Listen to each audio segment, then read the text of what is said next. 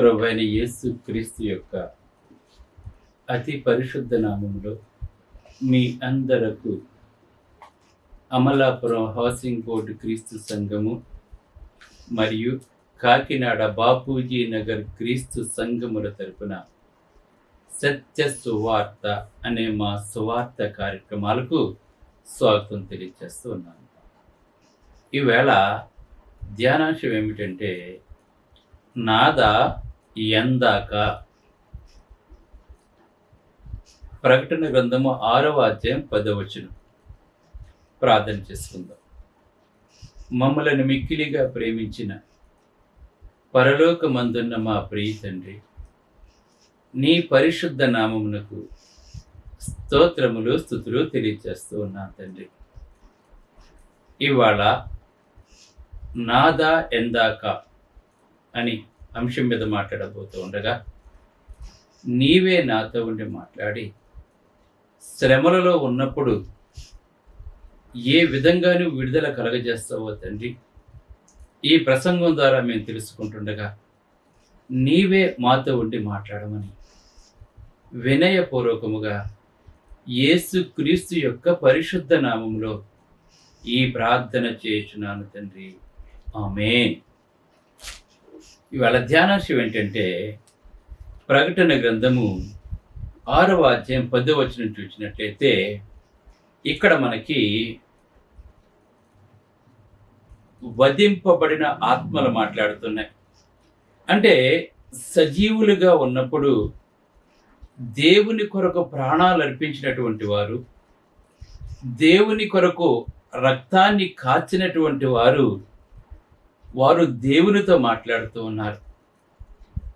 ఈ సంఘటన ప్రభువైన యేసుక్రీస్తు యొక్క శిష్యులలో ఒకరైనటువంటి యోహాను గారు రాస్తున్నారు. పద్మాసు దీపంలో చెరసాలలో బందీగా ఉన్నప్పుడు ఆయనకు ఒక ప్రత్యక్షత కలిగింది. ఆ ప్రత్యక్షత ప్రకటన గ్రంథం అంతా కూడా ఆ ప్రత్యక్షత గురించి మనకు తెలియజేస్తుంది. ఈ ప్రకటన గ్రంథం యోహాను ద్వారా దేవుడు వ్రాయించడానికి గల కారణం ఏంటంటే శ్రమలలో ఉన్న క్రైస్తవులను వాదార్చుతూ ఎవరైతే శ్రమ పెడుతున్నారో వారు త్వరలోనే కూలిపోతారు, వాళ్ళు ఓడిపోతారు, మీరు గెలుస్తారు, కానీ కొంతకాలం మాత్రం శ్రమలు సహించనని చెప్పి సంఘానికి ఆదరణకరమైన గ్రంథంగా ఈ ప్రకటన గ్రంథం అలంకార భాషలో వ్రాయబడింది. రోమా ప్రభుత్వం ఏ విధంగా అయితే క్రైస్తవుల్ని హింసిస్తుందో, ఆ ప్రభుత్వం ఏ విధంగా చితికిపోబోతుందో, పడిపోబోతుందో, దాని యొక్క పొగ ఆకాశానికి ఎలాగంటుతుందో, క్రైస్తవులు ఎలాగైతే విడుదల పొందుతారో మనకు యోహాను గారు మనకు తెలియజేస్తున్నారు. ఆయనకు జరిగిన ప్రత్యక్షతలో ఆయన చూచినప్పుడు ఇక్కడ వధింపబడిన ఆత్మలు అంటే ప్రభువు కొరకు చనిపోయినటువంటి ఆత్మలు, ప్రభువు కొరకు హింసింపబడినటువంటి ఆత్మలు, ప్రభువు కొరకు రక్తం కార్చబడినటువంటి ఆత్మలు దేవునితో మాట్లాడుతున్నాయి. ఏమని మాట్లాడుతున్నాయంటే వారు నాదా సత్య స్వరూపి పరిశుద్ధుడా, ఎందాక తీర్పు తీర్చకయు మా రక్తము నిమిత్తము భూ నివాసులకు ప్రతిదండన చేయకయు. అంటే నీ కొరకు మేము ఎలాగైతే రక్తం కార్చామో, మమ్మల్ని వారు ఎలా శ్రమ పెట్టారో, మమ్మల్ని ఎలాగైతే హింసించారో తండ్రి, మేమేమో చనిపోయాం, వాళ్ళు ఇంకా సజీవులు కూడా ఇంకా హింసిస్తున్నారు తండ్రి అని మాట్లాడుతూ మా రక్తము నిమిత్తం భూ నివాసులకు ప్రతిదండన చేయకయు ఉందని బిగ్గరగా కేకలు వేసిరి. అంటే ఇంకా ఎందుకు తండ్రి, వారికి ఇంకా ఎందుకు తీర్పు తీర్చడం లేదు అని వారు దేవుణ్ణి అడుగుతున్నట్లుగా మనకి యోహాను గారు మనకు తెలియజేస్తూ ఉన్నారు. అంటే ఏదో ఒకటి చేసి ప్రజలను కాపాడు, సంఘాన్ని కాపాడు అని వాళ్ళు దేవుణ్ణి అడుగుతున్నారు. ఇక్కడ మనకి అంటే భయంకరమైన కష్టంలో ఉంది సంఘము, క్రైస్తవులు భయంకరమైన కష్టాల్లో ఉన్నారండి వాళ్ళు. మరి దేవుడు ఇంకా ఎందుకు వాళ్ళకి ప్రతిదండం చేయటం లేదు? దేవుడు ఎందుకు చూస్తూ ఊరుకున్నాడు? మనం కూడా యథార్థవంతంగా జీవిస్తున్నప్పుడు, దేవుని కొరకు జీవిస్తున్నప్పుడు మన జీవితంలో అనేకమైన శ్రమలను మనం ఎదుర్కొంటుంటాం. మనం సద్భక్తితో బ్రతుకును ఉద్దేశించిన వారందరూ కూడా హింసల పాలైపోతుంటారు.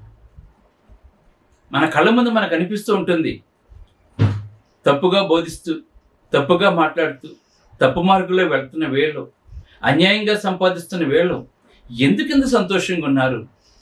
దేవుల్లో ఉన్న మనకి ఎందుకు ఇలా జరుగుతుంది అని మనకు అనిపిస్తూ ఉంటుంది. అయితే ఈ ప్రకటన గ్రంథంలో దేవుడు జవాబిస్తున్నాడు. కొద్ది కాలం మాత్రమే శ్రమలను మాట్లాడుతున్నాడండి. ఎక్కువ కాలం దేవుడు మనల్ని హింసించడండి, శ్రమ పెట్టడండి దేవుడు మనల్ని. ఈ శ్రమలు ఇవన్నీ కూడా కొద్ది కాలం మనకు ఉంటాయని మాట్లాడుతున్నాడు. వీళ్ళు ఎలాగైతే అడుగుతున్నారో ఇంకా ఎందుకు తండ్రి వాళ్ళకు ప్రతిదండన చేయటం లేదు? అలాగే మనము కూడా శ్రమలో ఉన్నప్పుడు, ఏంటి తండ్రి, ఎందుకు ప్రభువా మాకు ఇంకా సమాధానం రావట్లేదు, మా ప్రార్థనకు బదులు రావటం లేదు, ఇంకా మేము నలిగిపోతున్నాం కదా తండ్రి, ఎందుకు ప్రభు అని మనం కూడా దేవుని అడిగిన సందర్భాలు ఉంటాయి. కానీ దేవుడు నీతిమంతుడని, దేవుడు ఎవరికి అన్యాయం చేయడని, తగిన సమయం ప్రతి ఒక్కరిని కూడా బలపరుస్తాడని మనకు ప్రకటన గ్రంథం మనకు తెలియజేస్తూ ఉంటుంది.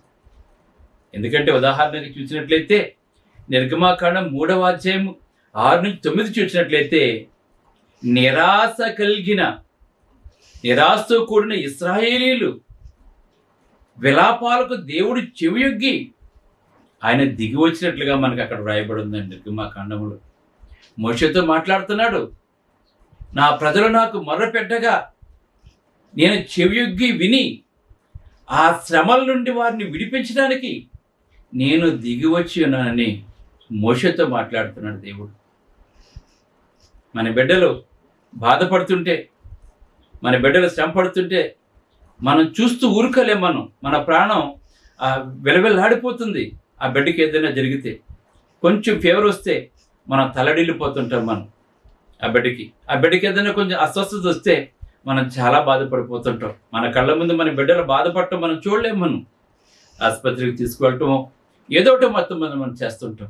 అలాగనే క్రీస్తులో రక్షించబడి పరిశుద్ధాత్మ వరం పొంది మనం దేవునిలో ఉన్నప్పుడు మనమందరము కూడా దేవుని పిల్లలమే కనుక, మనమందరము కూడా ప్రభు యొక్క రక్తంలో మన పాపాలు కడుక్కున్నాం కనుక మనకు శ్రమలు వచ్చినప్పుడు కూడా దేవుడు చూస్తూ ఊరుకోడు దేవుడు. అందుకే ఇశ్రాయేలు ఐగుప్తులో శ్రమ పడుతున్నప్పుడు, అప్పుడు వాళ్ళు చాలా కాలం, కొన్ని వందల సంవత్సరాలు శ్రమలు అనిపించిన తర్వాత అప్పుడు దేవుడు గుర్తొచ్చాడు. అప్పుడు దేవునికి మొరపెట్టారండి వాళ్ళు. అప్పుడు ఇశ్రాయేలు మరి విని వాళ్ళని విడిపించడానికి నేను దిగి వచ్చున్నానని మోషేతో మాట్లాడుతున్నాడు. ఆనాడు ఇశ్రాయేలు ప్రజల్ని ఐగుప్తు నుండి విడిపించడానికి వారి యొక్క మొరలు దేవునికి ఎలాగైతే దేవుడు చెవియొగ్గి విన్నాడో, ఈవేళ శ్రమల్లో ఉన్న క్రైస్తవుల యొక్క మనమరలు కూడా దేవుడు అంగీకరిస్తాడు. వాళ్ళని కాపాడటానికి ఎలాగైతే దిగి వచ్చాడో దేవుడు మనలో కూడా అటువంటి కృప చూపిస్తాడండి. అందుకే మనం ప్రార్థన చేసిన ప్రతిసారి కూడా ఆకాశం మన కొరకు తిరగబడుతుంది. దేవుడు మనం చూస్తున్నాడు. ఇది మన అందరం కూడా గమనించాలి. అందుకే ప్రకటన గ్రంథము 1వ అధ్యాయము 9వ వచనం చూసినట్లయితే, మీ సహోదరుడును యేసుని బట్టి కలుగు శ్రమలలోను, చూడండి ఇక్కడ మాట్లాడుతున్నాడండి, యోహాను మాట్లాడుతున్నాడు, మీ సహోదరుడును యేసుని బట్టి కలుగు శ్రమలలోను సహనములోను పాలివాడినైన యోహానును నేను. చూడండి ఎన్ని శ్రమలు అనిపించాడు. చూడండి ప్రభువైన యేసుక్రీస్తు నిమిత్తము, దేవుని వాక్యము నిమిత్తమును, యేసుని గూర్చిన సాక్ష్యము నిమిత్తమును పద్మాసు దీపంలో చెరసాల్లో పరవాసిగా ఉన్నానని చెప్పి మాట్లాడుతున్నాడండి ప్రభు నిమిత్తం. ఇంకా 6వ అధ్యాయం 10వ వచనంలో హింసింపబడుతున్న క్రైస్తవులకు, మొదటి శతాబ్దం వారికి, ఇప్పటి వారికి, తర్వాత తరాల వారికి కూడా దేవుడిచ్చే సమాధానం. ఆనాడు హింసింపబడ్డారు, ఇప్పుడు హింసింపబడుతూ ఉండొచ్చు, భవిష్యత్తులో కూడా హింసింపబడవచ్చు. వారందరికీ సమాధానం ప్రకటన గ్రంథం మనకు తెలియజేస్తుంది. ఆనాడు ఇశ్రాయేలుని కాపాడడానికి ఎలాగైతే దిగి వచ్చాడో దేవుడు శ్రమల్లోని విడిపించడానికి, ఈవేళ మనం కూడా శ్రమలో ఉన్నప్పుడు మనల్ని కూడా దేవుడు విడిపిస్తాడనే నమ్మకాన్ని మనం కలిగి ఉండాలి. అందుకే నిర్గమాకాండం 3:2 భయం అలముకొని మింగివేసే దుఃఖము విచారము మనలను భయపెట్టినప్పుడు దేవునికి మనం పెట్టే మొర చీకట్లో మింగివేయబడవచ్చు. ఒక్కొక్కసారి మనం మొరపెట్టినా కూడా ఆ మొర చీకట్లోనే, వెలుగులోకి రాకుండా చీకట్లో మింగివేయబడవచ్చు, సమాధానం రాకపోవచ్చు. అందుకే ఇక్కడ ఆత్మలు మాట్లాడుతున్నాయి, నాదా సత్యస్వరూపి, ఎందాక ఇంకా చూస్తూ ఉంటావు? మా రక్తం ఎలాగైతే మేము కార్చామో ఇంకా వాళ్ళకి ఇంకా ప్రతిదండన చేయవా? మా రక్తం నిమిత్తం వారికి ప్రతిదండన చేయవా అని ఎలాగైతే అడుగుతున్నారు, దానికి సమాధానం ప్రకటన గ్రంథంలో త్వరలోనే నేను విడిపించబోతున్నాను. ఎవరైతే మిమ్మల్ని శ్రమ పెట్టారో ఆ ప్రభుత్వం ఆ వారు కూడా కూలిపోబోతున్నారని చెప్పి ప్రకటన గ్రంథంలో దేవుడు మనకు తెలియజేస్తున్నాడు. అందుకే కీర్తన గ్రంథం 34:15 చూసినట్లయితే యెహోవా దృష్టి నీతిమంతుల మీదను ఆయన చెవులు వారి మొరలకు ఒగ్గి ఉన్నాయని మాట్లాడుతున్నాడండి. దేవుని కళ్ళు ఎప్పుడు మనల్ని చూస్తుంటాయి, ఆయన చెవులు మన ప్రార్థనలు వింటూ ఉంటాయి. ఆయన మనల్ని విడిచిపెట్టలేదు. ఆయన మనకు సమీపంగా ఉన్న దేవుడే కానీ దూరముగా ఉన్న దేవుడు కాదు. మనం అందరము కూడా తెలుసుకోవాలి మనం. అందుకే పేతురు రాసిన మొదటి పత్రిక 3:12 చూసినట్లయితే ప్రభు కన్నులు నీతిమంతుల మీద ఉన్నాయని చెప్పి మాట్లాడుతున్నాడు ఇక్కడ కొత్త నిబంధనలో పేతురు గారు కూడా. కనుక అలాగనే ఇంకా చూసినట్లయితే నిర్గమాకాండం 15:26 చూసినట్లయితే నీ దేవుడైన యెహోవా వాక్కును శ్రద్ధగా విని ఆయన దృష్టికి న్యాయమైనది చేసి ఆయన ఆజ్ఞలకు విధేయులై. గమనించండి, దేవుడు మన ప్రార్థన అంగీకరించాలి అంటే మనం ఏం చేయాలంటే దేవుని యొక్క వాక్యాన్ని శ్రద్ధగా వినాలి. మనం ఆరాధనలో కానీ, బైబిల్ తరగతుల్లో కానీ, ఇలాగ మేము సత్యాన్ని ప్రకటిస్తున్నప్పుడు కానీ నీ చేతుల మొబైల్లో నుంచి వేరే వాటికి వెళ్ళిపోకుండా ఈ వాక్యాన్ని కనుక నీవు శ్రద్ధగా విన్నట్లయితే, ఆయన దృష్టికి నువ్వు న్యాయమైనది చేసినట్లయితే, ఆయన ఆజ్ఞలకు విధేయులైతే, ఆయన కట్టడాలన్నింటినీ నడుచుకున్నట్లయితే, ఇవాళ చాలామంది ఆయన కట్టడలను సంపూర్తిగా నడుచుకోవట్లేదండి. దేవుడు చెప్పలేని వాటికి ఎక్కువ విలువిస్తున్నారు, దేవుడు చెప్పలేనివి ఎక్కువ చేస్తున్నారు మనుషులు. ఇవాళ మనుషులు కల్పించిన పద్ధతులు దైవోపదేశాలుగా వింటున్నారండి.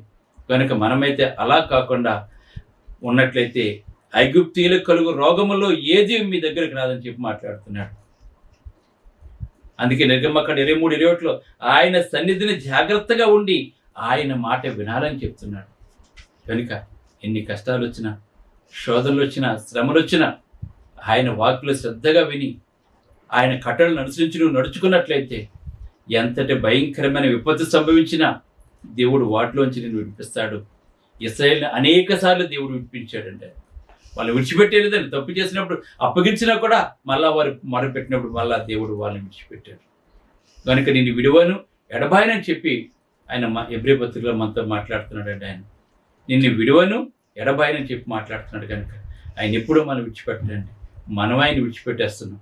మనం ఆయన విడిచిపెట్టేసి శ్రమలు కొని తెచ్చుకుంటున్నాం. కనుక మనం ఎప్పుడు ఆయన విడిచిపెట్టకుండా మన ప్రభువుని వెంబడించినట్లయితే నీ ప్రతి సమస్యకు మార్గం చూపిస్తాడు, నీ ప్రతి అక్కర తీర్చుతాడు, మేలుతో నీ హృదయాన్ని తృప్తిపరుస్తాడు. ఆయన కొన్ని శ్రమలు వచ్చినప్పుడు ఆ శ్రమలను అధిగమించే శక్తిని తెచ్చేయమని దేవుని అడగండి. అధిగమించిన తర్వాత యేసుప్రభువు కూడా ఈ లోకంలో అనేకమైన శ్రమలు అనిపించాడండి ఆయన. కానీ వాటన్నిటిని అధిగమించాడు. ఇవాళ తండ్రి కుడి పార్శ్వం మీద సింహాసనం మీద కూర్చున్నాడు. ఇవాళ మన ప్రపంచాన్ని పరిపాలన చేస్తున్నటువంటి వాడు, మళ్ళా రాజుగా రానైనటువంటి మన ప్రభు అయిన యేసుక్రీస్తు వారు ఆయన ఎలాగైతే ఉన్నారు, ఇప్పుడు మనం కూడా శ్రమల తర్వాత అలాగే ఉంటాం, ఆయనతో పాటు ఉండాలని చెప్పి కోరుకుంటున్నాను. ఇవన్నీ కూడా తాత్కాలికమే కానీ శాశ్వతం కాదు. కనుక వీటన్నిటిని విడిపించేవాడు మన దేవుడు. కనుక దేవుని ఎడల నమ్మకాన్ని కలిగి ఉండండి. ఆ రామ ప్రభుత్వాన్ని ఎలాగైతే పడగొట్టాడో మనకి కీడి చేసి హాని చేసే ప్రతి ఒక్కటిని కూడా ఆయన పడగొట్టి మనలో ఉన్నతమైన స్థానాన్ని తీసుకెళ్తాడు. నిత్య జీవానికి వాసులుగా చేసిన మన దేవుడు. ప్రార్థన చేస్తున్నాం. పరిశుద్ధుడైన తండ్రి, పరలోకమందున్న దేవా, నీ పరిశుద్ధ నామమునకు స్తోత్రాలు తండ్రి. మరి నాదా సత్యస్వరూపి ఎందాక వారికి ప్రతిదండన చేయకుండా ఉంటామని చెప్పి ఆ వధింపబడిన ఆత్మలు అడుగుతున్నాయి. ఆ విధంగానే తండ్రి నువ్వు గొప్ప క్రియ తండ్రి చేస్తావు ప్రభు. వాళ్ళని విడిపించావు తండ్రి, మమ్మల్ని విడిపిస్తున్నావు ప్రభు. అందుని బట్టి నీకు స్తోత్రాలు తెలియజేస్తావు. ఈ సత్యం విన్న ప్రతి ఒక్కరూ కూడా సత్యానికి లోబడి నీ వాక్కుకు తండ్రి చెవియొగ్గి నీ కట్టలను అనుసరించి జీవించినట్లయితే తండ్రి. ఎందుకంటే ప్రభా, నీతిమంతుల మీద నీ కన్నులు ఉంటాయి ప్రభా. నీతిమంతుల ప్రార్థనకే నీ చెవులు తండ్రి వినపడుతుంటాయి కనుక నాయన, మేమందరం కూడా నీతిమంతులుగా నిలబడేలా చేయమని, వాటినటిని అధిగమించే శక్తిని మాకు దయచేయమని, జీవికిరటను పొందేవారుగా చేయమని నీ దక్షిణస్థం మా మీద ఉంచమని యేసుక్రీస్తును వేడుకొంచున్నాం తండ్రి. ఆమేన్. మీ అందరికీ వందనములు. బ్రదర్ జార్జ్ రాజు వారా, church of Christ, housing board, Amalapuram, near KIMS medical college, Konaseema district, 538201. Mobile number 9848730355, 92933174174. Email ID georgerajuvara@gmail.com. Website www.helpingforpoor.com.